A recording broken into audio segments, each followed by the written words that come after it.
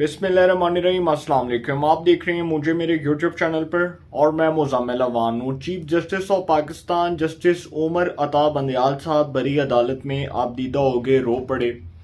और वो किस बात पर रोए इसके ऊपर तो बाद में बात करूँगा, लेकिन सर फिर वही हुआ जिसका डर था कि पहले जो 5 रुकनी बेंच था उसमें से एक जज साहब जो हैं जस्टिस अमीनुद्दीन खान साहब, उन्होंने अपने आप को बेंच से अलग किया और फिर उसके बाद जस्टिस जमाल खान मंदोखेल साहब ने अपने आप को बेंच से अलहदा कर लिया। फिर ये 3 रुकनी बेंच बन गया और चीफ जस्टिस साहब ने ये 3 रुकनी बेंच बना दिया। 3 जजेस पीछे रह गए और ये 3 रुकनी बेंच बन गया। अब फैसला कोई भी आ जाए, फैसला किसी के हक में आता है, किसी के अगेंस्ट आता है, ये फैसले की अब कोई आईनी और कानूनी हैसियत नहीं है। और चूंकि ये सबको पता है कि ये फैसला रिटन ऑन द वॉल है और ये फैसला क्या आएगा, ये फैसला एक्सपेक्टेड फैसला क्या है, सबको पता है कि ये फैसला क्या आ सकता है, तो इसलिए इस फैसले को कोई दिल से तस्लीम नहीं करेगा, कोई इसको कबूल नहीं करेगा। चीफ जस्टिस साहब जो अपनी कहानी सुना रहे थे अदालत में और वो फरमा रहे थे कि जी जिस तरह से हम पर तनकीद होती है, जिस तरह से हम पर क्रिटिसिज्म होता है और हम लोग जो है वो आइन और कानून की बालादस्ती के ऊपर यकीन रखते हैं, तो उन्होंने जो अपनी रुदात बयान की, बहुत अच्छा होता कि वो फुल कोर्ट बना देते और किसी को मौका ही ना मिलता तनकीद का, कोई तनकीद ही ना करता इस अदालत के ऊपर, इस अदालती निज़ाम के ऊपर, कोई ये बात ही ना करता कि जी आज चीफ जस्टिस साहब के ऊपर तनकीद हो रही है, वो किस कॉन्टेक्स्ट में हो रही है। वो इसलिए हो रही है कि जब आप फुल कोर्ट नहीं बनाएंगे, जब आप मोस्ट सीनियर जजेस को नज़रअंदाज करेंगे, जब आप अदालती अहमियत को उजागर करने की बजाय उसको अहमियत नहीं देंगे और जब आप अपने मनपसंद फैसले जो हैं वो इस मुल्क को कौम पर मुसल्लत करने की कोशिश करेंगे, तो सर फिर तनकीद तो होगी। और चीफ साहब जो अदालत में रोए, उससे पहले मैं एक बात बता दूं कि जस्टिस जमाल खान मंदोखेल साहब ने जो खुद को बेंच से अलहदा किया, ये केस जो पंजाब और खैबर पख्तूनख्वा के इंतखाबात के इल्तवा के हवाले से जो सुप्रीम कोर्ट में समाअत हो रही है इस केस की, और पीटीआई की पिटिशन थी, पीटीआई की दरख्वास्त थी कि जी पंजाब और केपीके में इलेक्शन कमीशन ने चूंकि इंतखाबात जो हैं उसको डिले कर दिया, लिहाजा इंतखाबात के हवाले से हम सुप्रीम कोर्ट से रजू करते हैं। और सुप्रीम कोर्ट में वो दरख्वास्त आई, दरख्वास्त समाअत के लिए मुकर्रर हुई और उस पर जो जस्टिस जमाल खान मंदोखेल साहब हैं उन्होंने क्या फैसला दिया। जस्टिस जमाल खान मंदोखेल साहब ने पहले तो खुद को बेंच से अलहदा किया। चीफ साहब ने कहा कि समाअत जब शुरू होने से पहले आई थिंक कोई इस तरह से जब उन्होंने रिस्पॉन्ड किया तो चीफ साहब ने कहा कि वो कुछ कहना चाह रहे हैं, तो उन्होंने कहा कि जी मैं खुद को इस बेंच से अलहदा करता हूँ।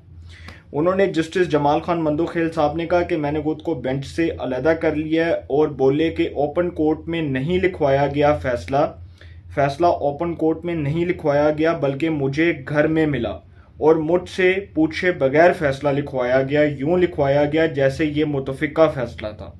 जस्टिस जमाल खान मंदोखेल बोले कि मेरे साथ फैसला तहरीर करते हुए वक्त मुशावरत नहीं की गई, मैं समझता हूं कि मैं मिसफिट हूं, अल्लाह ताला हमारे इदारे पर रहम फरमाए। और सर ये बेसिकली जो चीफ जस्टिस साहब हैं उनके उस नैरेटिव की शिकस्त है जिसमें वो ये बात कर रहे हैं कि अदलिया आइन और कानून के मुताबिक फैसला करती है। देखें, ये चीफ साहब नहीं, ये उमर अता बंदयाल साहब नहीं, वो 9 रुकनी बेंच बनाया था। वो 9 रुकनी बेंच में से 2 जजेस जो हैं उन पर एतराज़ात आए, जस्टिस मुज़ाहिर अकबर नकवी और जस्टिस एजाजुल हसन, उन्होंने खुद को बेंच से अलहदा कर लिया। फिर उसके बाद 9 रुकनी जो बेंच था उसमें से 2 जजेस जाने के बाद रिमेनिंग 7 जजेस रहे। रिमेनिंग 7 जजेस में से फिर 2 जजेस ने फैसला दिया, जस्टिस याया अफरीदी और जस्टिस अतर मिनिल्ला ने। फिर रह गए पीछे 5 जजेस रह गए। फिर उन 5 जजेस का जो फैसला था उसमें से 3 जजेस ने फैसला दिया कि जी इलेक्शंस करवाए जाएं, 2 जजेस ने फिर मुखालफत की और जो 2 जज पहले ही फैसला दे चुके थे, इसका मतलब कि फैसला 4-3 के तनासुब से आया। अब जब चीफ साहब ने इसके लिए एक 5 रुकनी बेंच बनाया, जस्टिस उमर अता बंदयाल साहब chief justice of Pakistan, justice Ijazul Hasan, justice Munib Akhtar, justice Aminuddin Khan और जस्टिस जमाल खान मंदोखेल। तो जब जस्टिस अमीनुद्दीन खान साहब ने खुद को बेंच से अलहदा किया तो उसके बाद जस्टिस जमाल खान मंदोखेल साहब ने खुद को बेंच से अलहदा कर लिया। इसका मतलब कि पीछे रह गए 3 जजेस। अब वो जो 3 जजेस हैं अब वो एक 3 रुकनी बेंच बन गया। अब चीफ जस्टिस साहब ने ऐलान कर दिया कि जी अब हमने 3 रुकनी बेंच बना दिया, लेकिन उस फैसले को तस्लीम कौन करेगा? सवाल तो ये बनता है ना कि जस्टिस एजाजुल हसन साहब, जिनकी तारीख बड़ी बड़ी पड़ी है, इस बात के ऊपर किसी को कोई शक नहीं है, कोई इबहाम नहीं है कि जस्टिस एजाजुल हसन साहब जो हैं उनके हवाले से ये तारीख भरी पड़ी है कि वो जो फैसले देते रहे नून लीग के खिलाफ, उनका एक जो तासुब से भरा हुआ, जो आप कह सकते हैं कि एक उनका इकदाम है, या जो उनके ऊपर एक इल्ज़ाम लगाया जाता है कि जी वो तासुब की बुनियाद पर फैसले देते रहे, तो फिर तो वो खुद को बेंच से अलहदा कर रहे थे। उन्होंने जब 9 रुकनी बेंच बना तो उन्होंने तो खुद को बेंच से अलहदा कर लिया ना। फिर उसके बाद जब 9 रुकनी बेंच से खुद को अलहदा कर लिया, फिर चीफ साहब उनको उस बेंच में बिठा देते हैं। तो ये कौन सी भाई आइन और कानून की बालादस्ती, हमें भी समझाया जाए।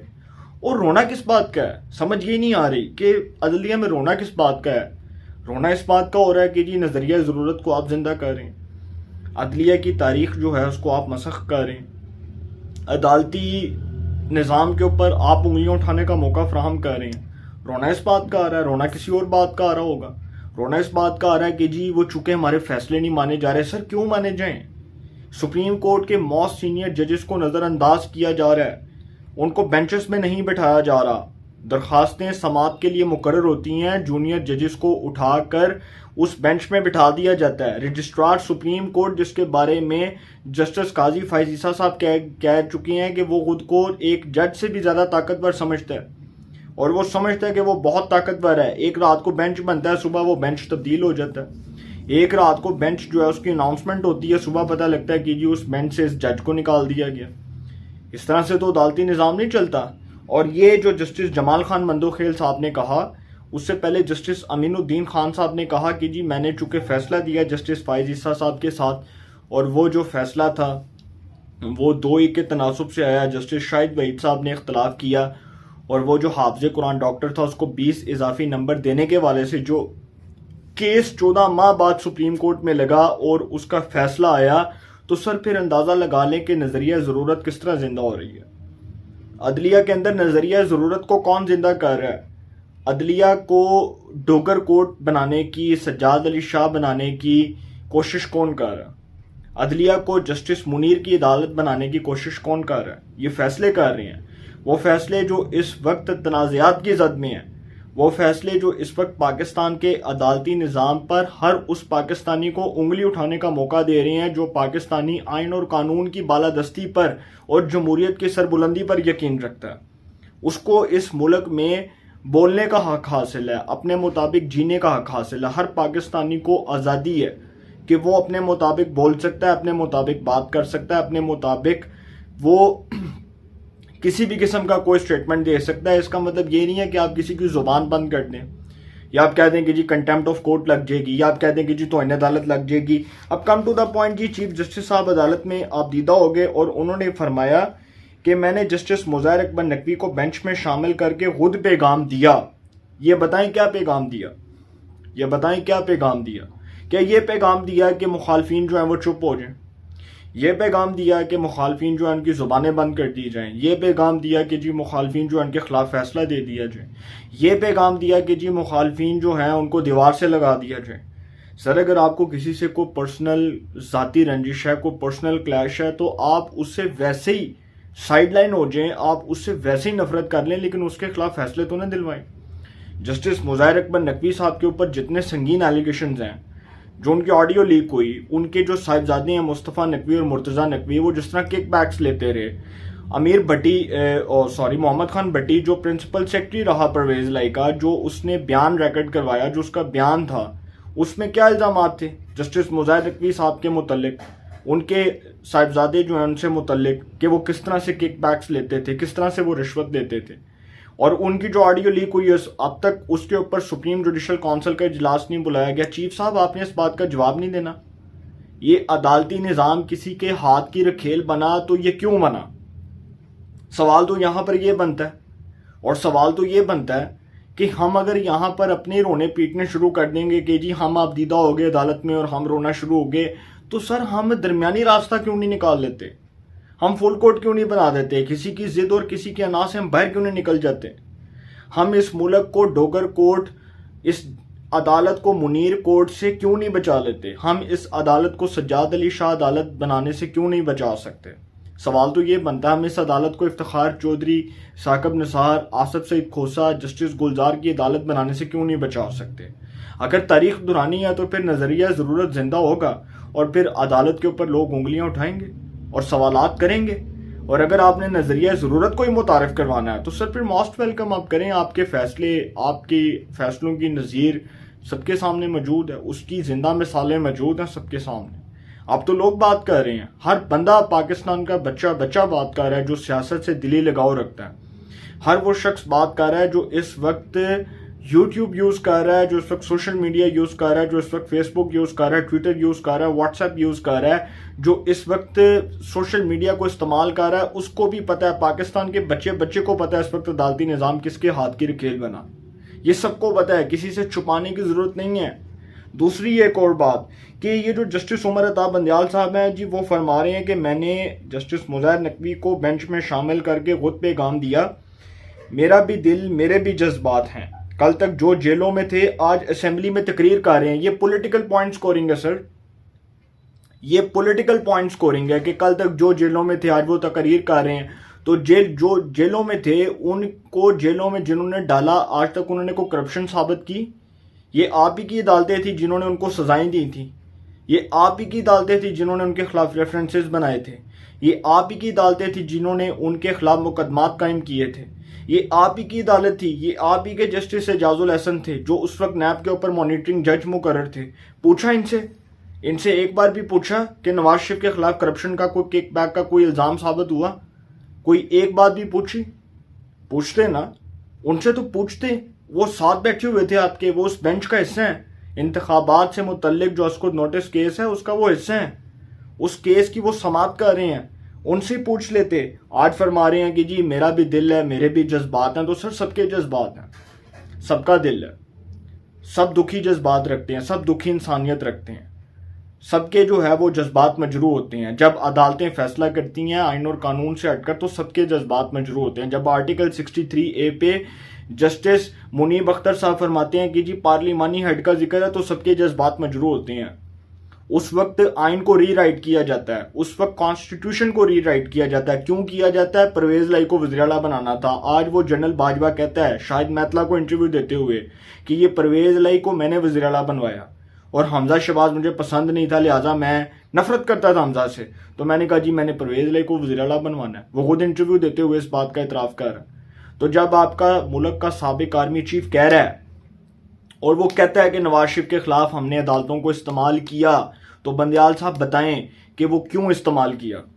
आज तो आप चीफ जस्टिस हैं, आज तो सवाल आपसे बनता है सर कि आपके दौर में ही वो अदालतें पॉलिटिसाइज हो रही हैं, अदालतें सियासी तौर पर इस्तेमाल हो रही हैं। क्यों हो रही हैं? इन सियासी मुकदमात की जो समातें हो रही हैं उसमें अदालतों के जो सियासी रिमार्क्स हैं वो किसी जज के कोड ऑफ कंडक्ट को जेब नहीं देते। सॉरी टू से, बहुत एहतराम के साथ, बहुत एहतराम के रिश्ते के साथ बात कर रहा हूँ, वो किसी जज के कोड ऑफ कंडक्ट को ये जेब नहीं देता कि वो पॉलिटिकल पॉइंट स्कोरिंग के तहत पॉलिटिकल रिमार्क्स दे। ये किसी जज की जुबान को वो चीज़ें जेब नहीं देती, लेकिन फिर भी उसके बावजूद हुआ, और जो हुआ वो तारीख का हिस्सा बन गया। उसको कोई जुठला तो नहीं सकता, उसको कोई नज़रअंदाज तो नहीं कर सकता। अब ये जस्टिस उमर अता बंदियाल साहब फरमा रहे हैं कि जी कल तक जो जेलों में थे आज असेंबली में तकरीर कर रहे हैं, जस्टिस मुज़ाहिर को बेंच में शामिल करना खामोश पैगाम देना था। अब मुझसे पूछेंगे कि मैंने 9 रुकनी बेंच में जस्टिस मुज़ाहिर नकवी को क्यों शामिल किया, सवाल कर रहे हैं। और कहते हैं कि जी 2019 से 2021 तक जस्टिस फाइज ईसा के केस में अदालत को सज़ा मिली। क्या सज़ा मिली सर? ये सज़ा मिली कि जस्टिस काजी फाइज ईसा आइन और कानून की सरबुलंदी और जमहूरियत की बालादस्ती पर यकीन रखता है। ये सज़ा मिली कि जस्टिस काजी फाइज ईसा ने फैज़ाबाद धरना केस का एक तफसीली फैसला दिया और उसमें उन लोगों के नाम आए जो उस वक्त पाकिस्तान के जमहूरी निज़ाम को ना सिर्फ दागदार करने की कोशिश कर रहे थे बल्कि उसके खिलाफ साजिशें कर रहे थे।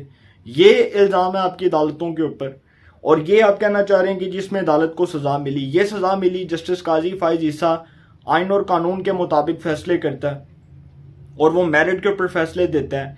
एक जज के खिलाफ रेफरेंस गया, वो खुद फवाद चौधरी के वो बयानात हैं, वो खुद फवाद चौधरी ने कहा इमरान खान की हुकूमत में जब इस वक्त जो है वो सदर मुमलिकत आरिफ अलवी साहब, जिनके कहने पर वो सदारती रेफरेंस किया सुप्रीम जुडिशल काउंसिल में जस्टिस काजी फायद ईसा साहब की बैरून मुल्क जायदादों से मुतल्लिक, तो उस पर आज फवाद चौधरी साहब कहते हैं कि जी हमें बड़ी शर्म आती है कि उस वक्त वो जो टाउट था फरोग नसीम, उसके कहने पर ये रेफरेंस बना और हमें जो है वो मिसगाइड किया गया।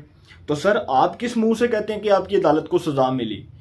आप तो जिस मुंह से ये बात कर रहे हैं आपको तो ये बात करनी नहीं चाहिए। इस केस में आइन और कानून की जीत हुई।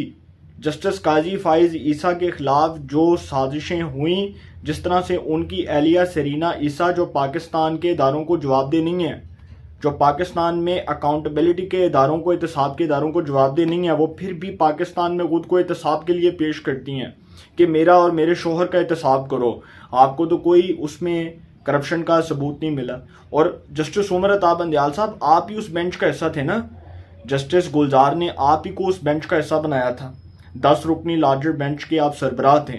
तो आपने क्या निकाला उस केस में से? आपने FBI को जी हुक्म दे दिया कि जी इनकी जायदादों से मुतल्लिक वो तहकीकात करे। और FBI जो फेडरल बोर्ड ऑफ रेवेन्यू है, उसके जितने चेयरमैन इमरान खान की हुकूमत में आए, आई थिंक गालबन को 5 से 6 चेयरमैन बने थे। आज तक किसी ने कुछ साबित नहीं किया। आप किस मुंह से बात करते हैं कि आपकी अदालतों को सजा मिली? फाइज ईसा साहब को इसलिए बेंच में नहीं बिठाया कि वो मोस्ट सीनियर जज हैं, आइन और कानून के मुताबिक फैसले देते हैं, व्हाट्सएप के ऊपर फैसले नहीं मौसूल होते, वो किसी की हाँ में हाँ नहीं मिलाते, वो आंखों में आंखें डालकर बात करते हैं, वो किसी के हाथों पोलिटिसाइज नहीं हो सकते, वो किसी की बात नहीं मानेंगे, वो किसी के कहने पर नहीं चलेंगे, वो किसी के इशारे पर नहीं चलेंगे, इसलिए उनको बेंच में नहीं बिठाते। अगर वो किसी के इशारे पर चलें, पोलिटिसाइज हों, वो भी व्हाट्सएप के ऊपर फैसले लें, वो भी सियासतदानों को सजाएं दें, वो भी मॉनिटरिंग जज मुकर्रर कर दिए जाएं, वो भी पोलिटिसाइज हो जाएं, तो उसका मतलब वो बहुत अच्छे हैं। यार ये पाकिस्तान में आइन और कानून का जो बुनियादी निज़ाम है, जो बुनियादी ढांचा है, उसको तो हम खुद ख़राब कर रहे हैं। हम दूसरों के ऊपर उंगलियां उठा रहे हैं, हम सियासतदानों के ऊपर उंगलियां उठाते हैं, हम सिविलियंस को गंदा करते हैं, उनको करप्शन के इल्ज़ामात के अंदर सजाएं देते हैं। हम अदालतों को किस तरह से इस्तेमाल करते रहे, हम इस्टेब्लिशमेंट को किस तरह से इस्तेमाल करते रहे, हमने तारीख से ही सबक नहीं सीखा। हमारे दौर में जो कुछ होता रहा, पाकिस्तान के अगर 75-76 साल सियासी दौर की अगर तारीख को उठा कर देख लें तो हमने वज़राए आज़मों को कैसे निकाला, किसी की हुकूमत को बरतरफ कर दिया, किसी को अदालतों के ज़रिए सजाएं दिलवा दी, किसी को अदालतों के ज़रिए मुकदमात बनवा कर फारग करवा दिया, किसी की हुकूमत को बरतरफ कर दिया गया। जितनी पाकिस्तान की पॉलिटिकल हिस्ट्री है, अयूब खान से लेकर जनरल बाजवा तक, क्या किसी ने माफ़ी मांगी इदारे से?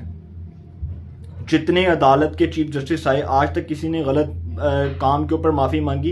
इफ्तिखार चौधरी ने माफ़ी मांगी, साकिब निसार ने माफ़ी मांगी, आसिफ सईद खोसा ने माफ़ी मांगी, जस्टिस गुलजार साहब ने माफ़ी मांगी?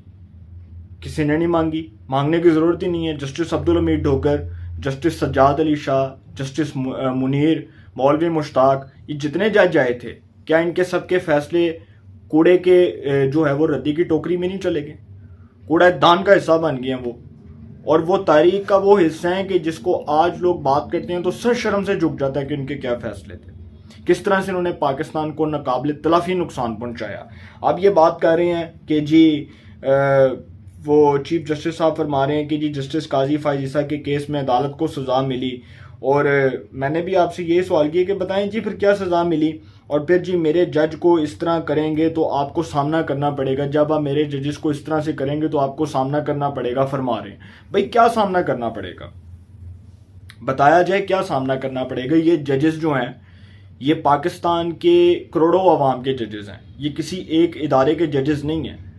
ये जजेस जो हैं इन पर अवाम का एतमाद है, इन्होंने अवाम को, इन्होंने साइलिन को इंसाफ फराहम करना है। ये किसी ने अपने पास ज़ाती तौर पर नहीं रखे हुए, ये किसी की ज़ाती जागीर नहीं है ये जजेस कि जी आप मेरे जजेस को करेंगे, इसका मतलब कि जजेस आपकी फेवरिज्म में फैसला करें, जजेस आपके कठपुतली बन जाएं कि जी चीफ जो कहेगा हम वही करेंगे, चीफ जो कहेगा हम वही इक़दाम मानेंगे, चीफ जो कहेगा हम उसी तसलसल को बरकरार रखेंगे।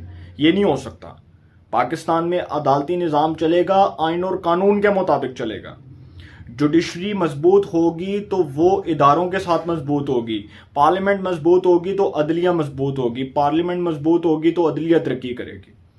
ये नहीं हो सकता कि आप मर्जी से, अपनी मर्जी और अपनी मंशा से कहना स्टार्ट कर दें कि जी मेरे जज हैं तो मेरी मर्जी, फायज ईसा आपकी बात ना माने, मंसूर अली शाह आपकी बात ना माने, या अफरीदी आपकी बात ना माने, अतर मिनिल्ला आपकी बात ना माने, जस्टिस सरदार तारिक आपकी बात ना माने, जमाल मंदोखेल आपकी बात ना माने, और जजेस जो हैं उनको जस्टिस अमीनुद्दीन आपकी बात ना माने, तो जी वो बहुत बुरे हैं। जस्टिस एजाजुल हसन मेरे साथ बैठे हैं, जस्टिस मुनीब अख्तर मेरे साथ बैठे हैं, जस्टिस मोहम्मद अली मजहर मेरे साथ बैठे हैं, और जी वो बहुत अच्छे हैं। मैं जी 3 रुकनी 4 रुकनी बेंच बना दूं।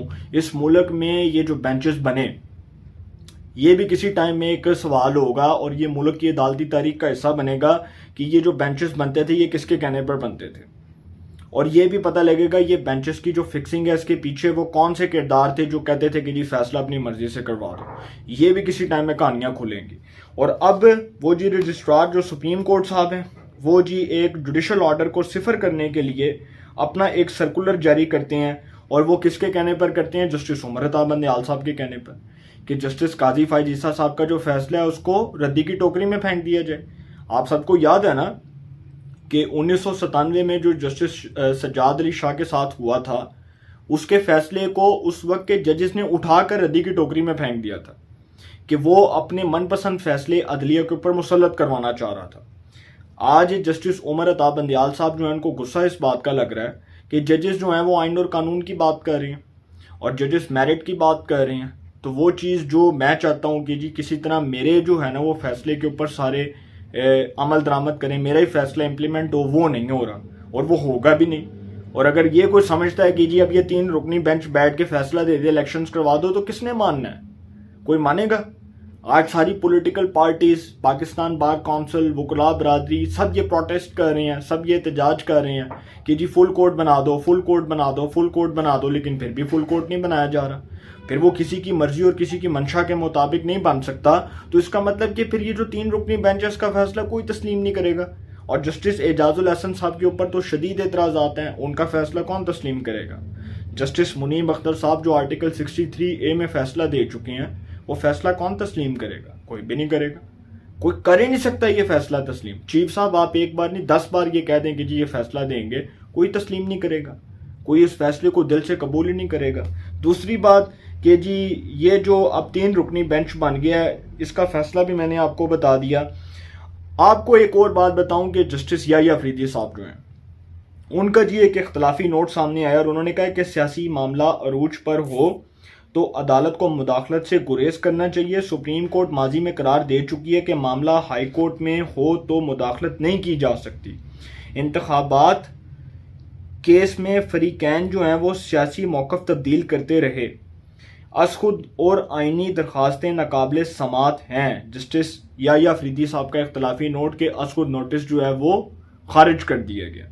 अब वो जो असखुद नोटिस लिया गया था उसके ऊपर तो आपके अपने जजेस आप पर अदम एतमाद कर रहे हैं और वो खुद कह रहे हैं कि जी असखुद नोटिस खारिज कर दिया गया। एट द लास्ट में ये बात करूं कि ये जो सर बहरान है ना, ये दिन ब दिन शिद्दत इख्तियार करेगा और ये जो 3 रुकनी बेंच बन गया है, ये कोई नया जो है ना वो अल्लाह ना करे कोई नया हादसा रोनमा हो सकता है अदालत में, या कोई नया सानहा जो है वो हो सकता है, क्योंकि ये जो फैसले अब होंगे इसको कोई तस्लीम नहीं करेगा। और मुझे ये लगता है कि जस्टिस उमर अता बंदयाल साहब ने अगर ये जिद बना ली है कि फैसला 3 रुकनी बेंच नहीं करना है और फुल कोर्ट नहीं बनेगा और मेरी मर्जी और मेरी मंशा के मुताबिक बेंचेस बनेंगे, तो फिर सर कंटेम्प्ट ऑफ कोर्ट लगेगी। फिर वो जजेस बैठेंगे, मोस्ट सीनियर जज जो इसके बाद मुस्तकबिल के चीफ जस्टिस हैं, जस्टिस काजी फायज ईसा, उनकी सरबराही में कोई बेंच बैठकर इनके फैसले को कलअदम करार दे सकता है। क्योंकि इस वक्त सुप्रीम कोर्ट में जो डिवाइड है, बहुत से जजेस ये समझ रहे हैं कि justice Umar Ata Bandial chief justice of Pakistan अपने इख्तियारात से तजावुज़ कर रहे हैं और वो अपनी हदूद से निकल कर काम कर रहे हैं। और इसमें कोई शक नहीं है कि जब आप एग्जेक्टिव के मामलात में इस तरह से इंटरफेयर करेंगे तो मामलात ख़राब होंगे, और मामलात ख़राब हो रहे हैं। और जो हो रहे हैं उसकी वजह सबको पता है किस तरह से हो रहे हैं, और ये भी पता है सबको कि उसके पीछे वो कौन से लोग हैं जो ये करवा रहे हैं। और सबको पता है कि ये जो करवाया जा रहा है और जो लोग फैसला देना चाह रहे हैं वो किसकी इमां पर देना चाह रहे हैं, ये भी सबको पता है। ये कहानियाँ छुपने वाली नहीं है, ये खुलने वाली कहानियाँ हैं, ये खुल चुकी हैं। एक एक चीज़ एक्सपोज हो चुकी है, टाइम के साथ साथ एक्सपोज हो चुकी है। आप जितना मर्जी बेंच बना लें, जितने मर्जी फैसले दे दें, लेकिन सर एट द लास्ट आइन और कानून की बालादस्ती और जमहूरियत की सरबुलंदी की जीत होगी। आप बैठकर अगर इस तरह के फैसले मुल्क को कौम पर मुसल्लत करने की कोशिश करेंगे तो सॉरी टू से ये फैसले अब अदालत नहीं बल्कि बाहर के लोग भी तस्लीम नहीं करेंगे। ये फैसले अगर सिविलियंस तस्लीम नहीं करेंगे तो अदलिया के अंदर जजेस जो हैं वो भी ये कह चुके हैं, जो जजेस के अंदर डिवाइड है वो भी ये कह चुके हैं कि ये फैसला तस्लीम नहीं किया जाएगा, जो मर्जी फैसला दे दें। आज ही कहते हैं इलेक्शन करवाना है, करवा के देख लें। इलेक्शन कोई नहीं होने, इलेक्शन बंदियाल साहब के जाने के बाद ही होंगे, इलेक्शन होते नजर नहीं आ रहे। अपनी राय का कमेंट्स में ज़रूर इज़हार कीजिएगा। इंशाल्लाह एक नए सेगमेंट के साथ फिर मुलाकात होगी। अपना बहुत ख्याल रखिएगा। अल्लाह निगहबान।